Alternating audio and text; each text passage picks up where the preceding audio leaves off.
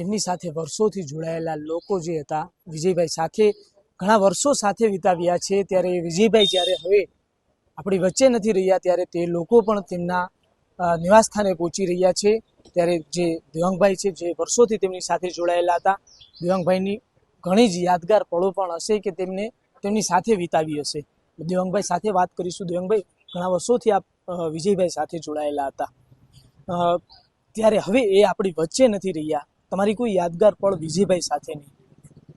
વિજયભાઈ સાથે મારી યાદગાર પળની વાત કરું તો એકવાર વોલીબોલ ટુર્નામેન્ટના ઉદ્ઘાટનમાં સાહેબ અમારી જોડે હતા અને એમના હસ્તે વોલીબોલ ટુર્નામેન્ટનું ઉદ્ઘાટન થયેલું હતું।